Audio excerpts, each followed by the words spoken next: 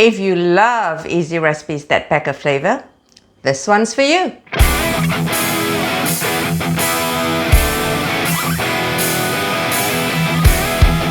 Hey folks, I'm Maslin Blow from linsfood.com and Singaporean Malaysian recipes.com. This is going to be on Lin's Food. Welcome back to my kitchen. Today we are doing Arayes, the Middle Eastern street food you need in your life. Imagine warm pita bread stuffed with a spiced minced meat, not spicy, spiced, brushed with oil, and then cooked until it's crispy on the outside and juicy on the inside. Let's get to it. So the first thing we're going to do is chop up our aromatics along with our parsley. So we've got 1 medium onion and a green chilli that's gone inside. I'm using 1 tiny green chilli, which is fairly spicy, so I'm only using 1. If you don't like spice, leave it out. It's completely optional. And then we've got some garlic. To that, we're going to add a handful. So this is a handful of parsley. It can be flat leaf parsley, it can be curly parsley. It really doesn't matter. So now we're going to zap this. Cover your ears. Don't forget to brush it down. Oh, that smells so good. Almost like making tabbouleh. The smell, that is, not the method or the recipe.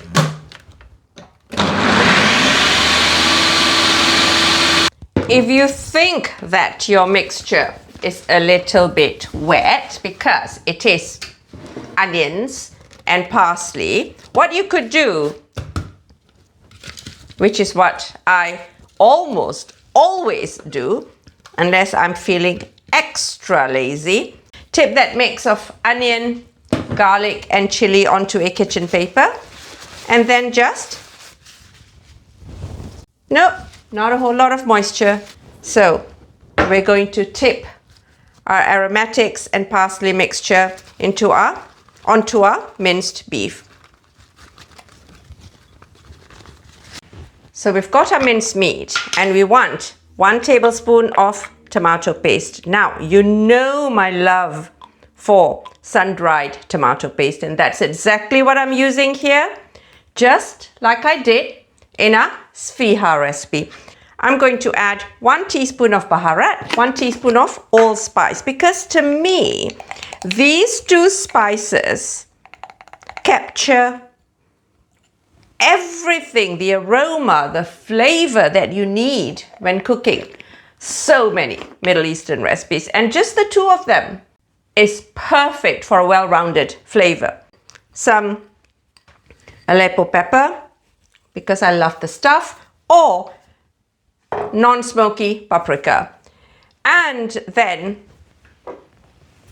we've got some pepper, some salt. So we're going to give our filling a good old mix. Squeezing as you go along so that the meat is covered with our aromatics, our spices and our seasoning. Let's go stuff our pitas. So we've got our pita. If they're not already cut them in 2.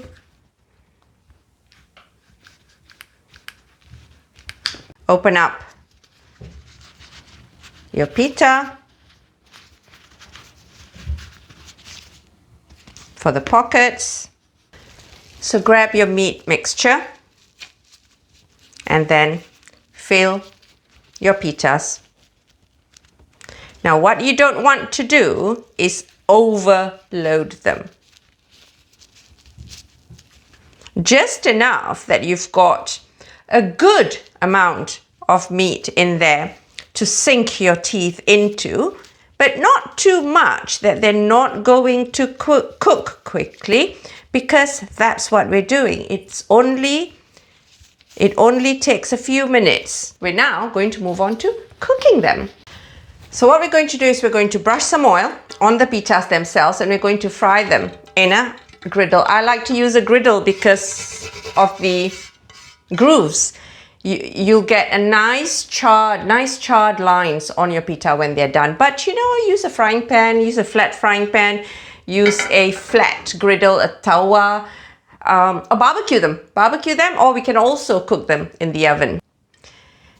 Plain vegetable oil or light olive oil.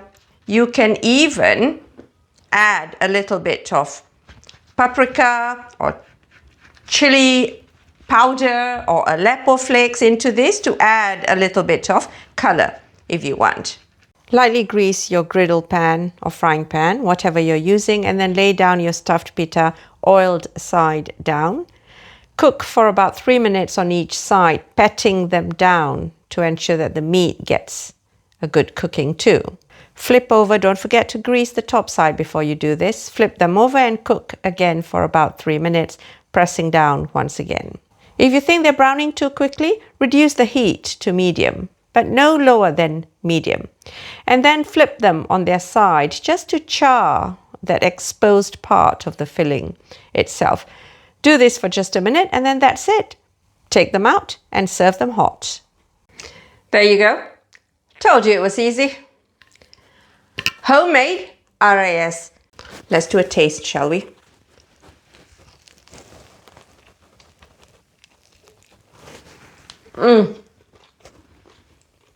Juicy on the inside, crispy on the outside. Listen. Hear that? Lightly spiced meat.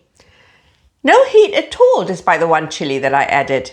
So if you want it completely mild, skip the chili. You want it spicy? Add 1 or 2 chilies. And even brush it with some chili oil to make it even spicier on the outside. So how do you serve Arayes with? As is.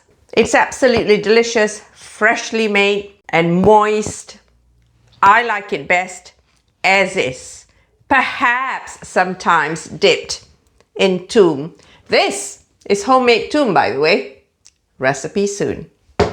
You could have a spiced yogurt, your usual kind of yogurt that you would serve with your Middle Eastern mains. Head on over to linsfood.com for ideas. You can have it with a spiced yogurt. You can have it with a bit of toom. You can mix toom and yogurt for a garlicky yogurt.